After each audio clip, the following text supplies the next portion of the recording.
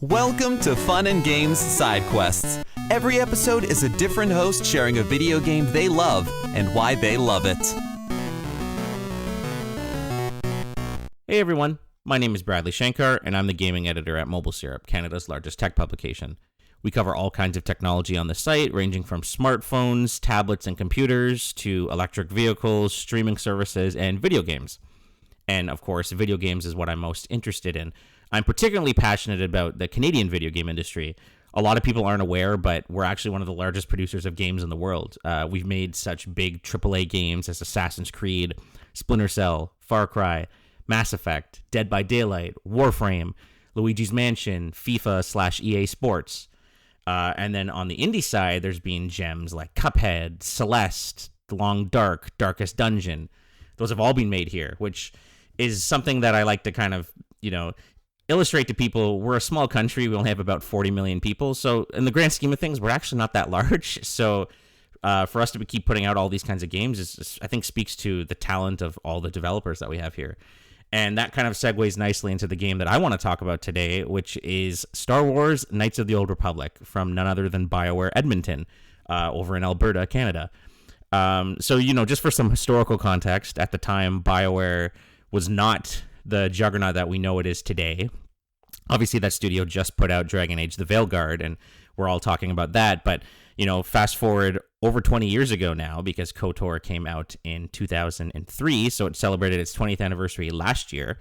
At that time, that studio had put out several well-liked games like Shattered Steel, Baldur's Gate 1 and 2, and Neverwinter Nights, which those last three games are all set, in the D&D universe. So they had their fans and they were really well regarded, but, to land the Star Wars license is something completely different, something else entirely, especially, 21 years ago, more than when they started development, given the landscape. We'd had quite a few of like old school Star Wars games, but nothing sort of on the level that KOTOR ended up being. And, it ended up going on to become one of the most beloved games, not only in the Star Wars pantheon, but in general. It won numerous Game of the Year awards. It ended up, to this day, is still regarded as one of the greatest games of all time. It led to a sequel that's actually celebrating its 20th anniversary next month in December. A giant MMO, Star Wars: The Old Republic, that's been going strong for over 10 years later. There's been novels, even some elements from the game, like the Hammerhead Republic starship and the Crate Dragon, were even adapted into recent modern Star Wars media, like Rogue One and The Mandalorian, respectively. So that's kind of the sort of historical context behind KOTOR. But for me, why I love it so much is it really introduced me to Star Wars and RPGs, two of my now biggest loves. It's I remember very fondly, I was just shopping with my mom. I was very bored. I asked her if we could go into this discount electronics store that was nearby where we were shopping, and this game was on the discount rack, Star Wars Knights of the Old Republic, and I thought it just looked cool. I mean, you have this woman with this cool-looking woman with a double-bladed lightsaber and this like kind of menacing-looking dude behind her who's Darth Malak, the villain, and it just stuck out at me. And I'm just like, can we buy this? It was only $10, and I fell in love. Like, this was before I'd really watched the original trilogy, and then I since went back and, watched them. And I think for me, above all else, what I love about KOTOR is it captures that sense of magic and adventure that we all had watching A New Hope for the first time. You're going on this journey with Luke and his friends as they go in the Millennium Falcon, and they fly around the galaxy and get up to all sorts of grand adventures while they're fighting, this evil empire. And that's pretty much what KOTOR is. It's set thousands of years before the Skywalker saga, so it's not related to any of those stories, but it's the same sort of ethos of you are a Jedi Knight, you're on this mission to stop the evil Sith. You're going from planet to planet with this ragtag group of, humans and aliens and droids. And it really captured that sense of awe and magic that we all had watching that movie. Like, you get to live it out yourself now. You are, in a sense, filling that Luke Skywalker role, which was really cool. And I think what a lot of people maybe don't give it enough credit for, especially in hindsight, is the fact that it's set thousands of years before the Skywalker saga. Because I love Star Wars. Most people love Star Wars, but something that grates on me with the franchise is that it tends to be very insular. It tends to be very self-referential. Everything's kind of related to the Skywalker saga, either, directly this character was, actually the child of Palpatine or the grandchild of Palpatine or this, and that, or and I feel like that sort of thing makes the universe feel a lot smaller and a lot less more interesting if everything's sort of related and set in the same time period, give or take, a few decades. And what I love about this is from the ground up, BioWare made the decision they wanted to. There was early talks of it potentially being in the prequel era, but very quickly they were like, no, we want to do our own story.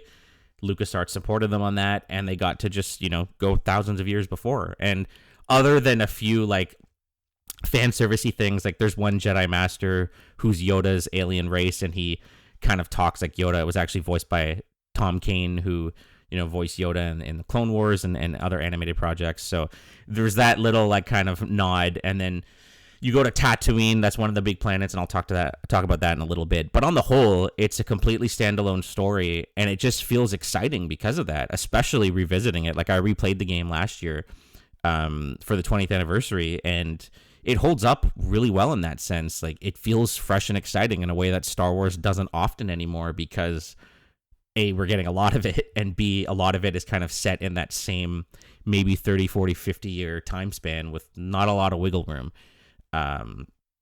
And that's what I think makes it so interesting. And then, of course, there's just the BioWare writing. Like we've all come to love BioWare's work on Mass Effect and Dragon Age and everything. And obviously the more diehard fans will know them from the Baldur's Gate games and everything like that. But for me, I think KOTOR's writing is just what cemented it for me. I mean, you have this incredible cast of characters. You have HK-47, who his name is literally like a play on AK-47, and he's literally just a murderous, psychotic droid, which is such a riff on the sort of C-3PO, kind of friendly, innocent, harmless droid that we've seen, or even R2. He had a bit of a spunk to him, but he was still fundamentally like, oh, he's a buddy kind of droid. But HK-47 was like, I just want to kill all of the humans. They're all meat bags. That's what he called them.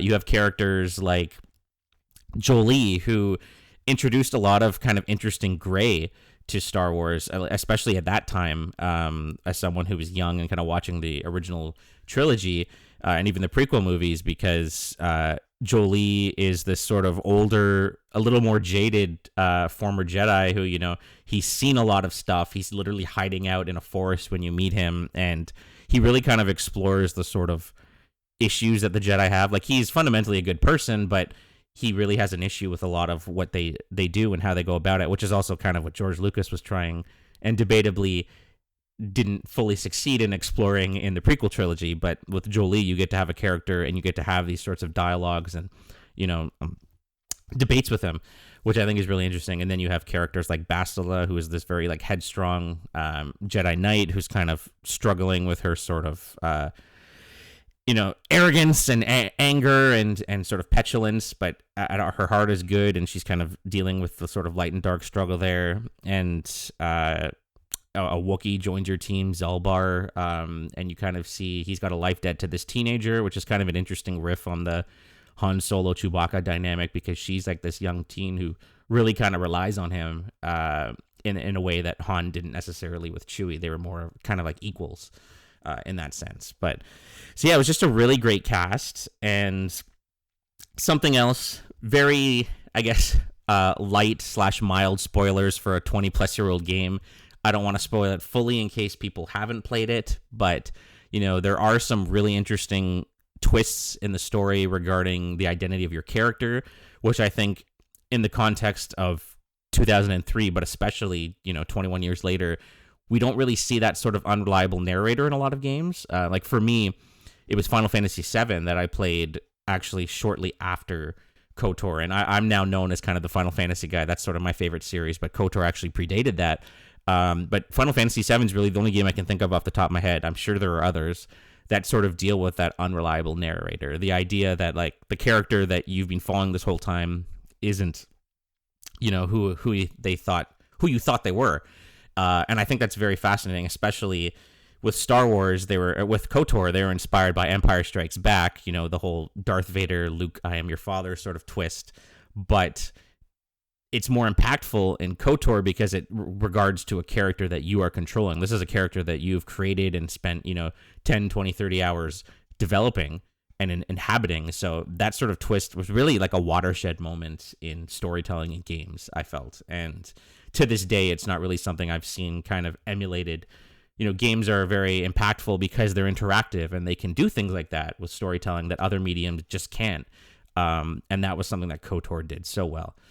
And kind of going back to the whole context of it, as I said, I was replaying the game last year for the 20th anniversary, and part of why I did that is because I actually put together a 20,000 word 2-part feature retrospective anniversary piece on KOTOR, and I spoke to several of the people who made the game, and it was a piece I'm particularly proud of, and it was an honor to put together because I love this game. I've loved BioWare, my whole life, and I was talking with Steve Gilmore, who's the lead animator of the game, and he's actually retired now, so he's kind of got a really fascinating sort of look back on his whole career, but specifically with KOTOR.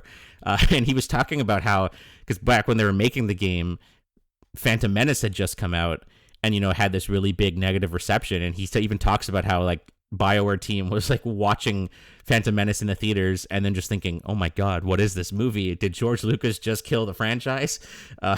Which is a fun anecdote, but it also kind of speaks to the Star Wars was in a very interesting spot at that point, that was really the only sort of big media that was being made. I mean, obviously there were expanded universe and material and some other smaller video games. Star Wars Galaxies was an MMO at the time as well. But by and large, a sort of single-player game of that nature doing what they were doing was kind of unheard of. And then they're going into that with the sort of context of Phantom Menace not really being as beloved as people maybe hoped. So there was kind of that fear from BioWare developers that, we're pouring our heart and soul into this game. Is it even going to succeed now? Is Star Wars done?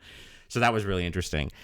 And kind of going back to the whole exploration element of it, the idea that, you're going to all these different planets and you go to Tatooine, like I said, that's really the only returning planet, but in a big sense, I mean, but it's really cool because you get to go to Dantooine and see the sort of early stages of the Jedi and this Jedi enclave, and it's very peaceful.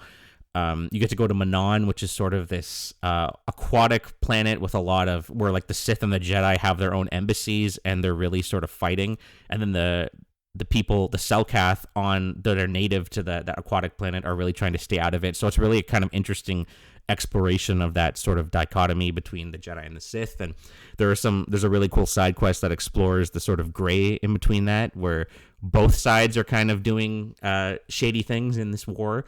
And then my particular favorite is Korriban. You get to go to the Sith planet, which is really fascinating. It kind of has this heist thriller vibe because you have to sort of pretend to be a Sith and you're infiltrating the academy and learning about their creed and kind of learning that some people who you thought were maybe super evil Sith are really just sort of headstrong youth that you can maybe persuade to, don't go down this path because this place is not good, which I think is all really interesting.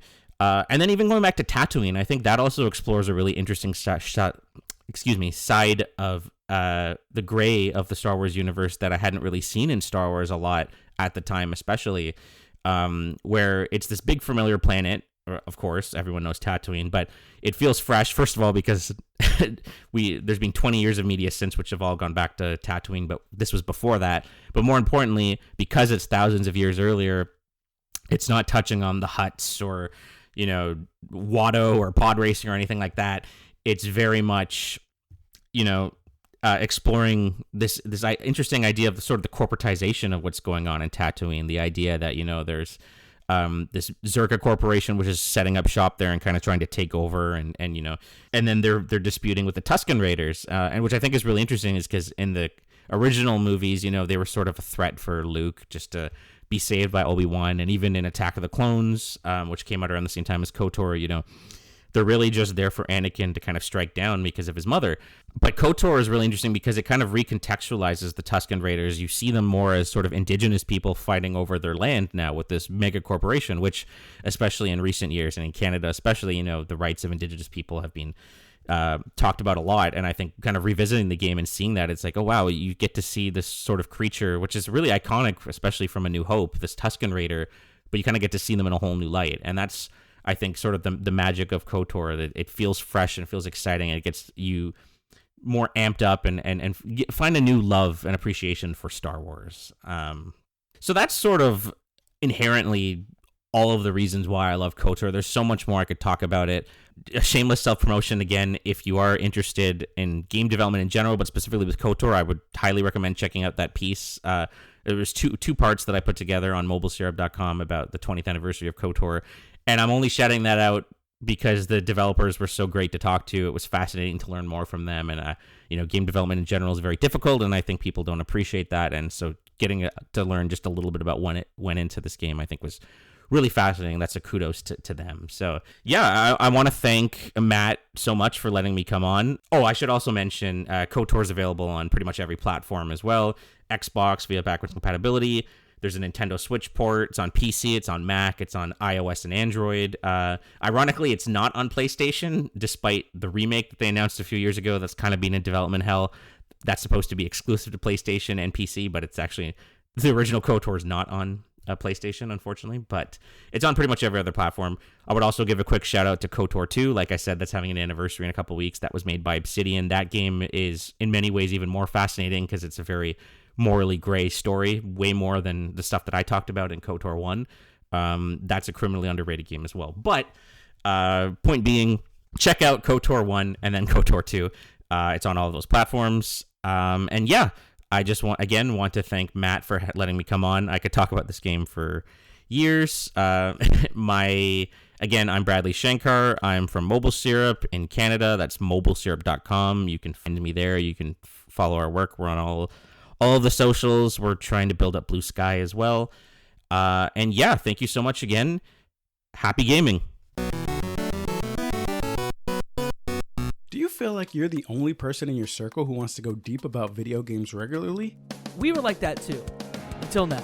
Welcome to Crossplay Conversations, the brand new bi-weekly topical video game podcast from Luke Lewis, Joseph Hooper, and Jacob McCoy. With many years of breaking it down separately on shows like the Left Behind Game Club, Player Podcast, and Lukewarm Games, the gang is finally coming together to publish their gaming group chat in audio form every other week.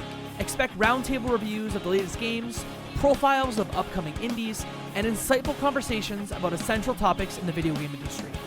All with a mostly positive, insightful, and fun style. Crossplay Conversations debuts on August 1st with brand new episodes hitting every other Tuesday.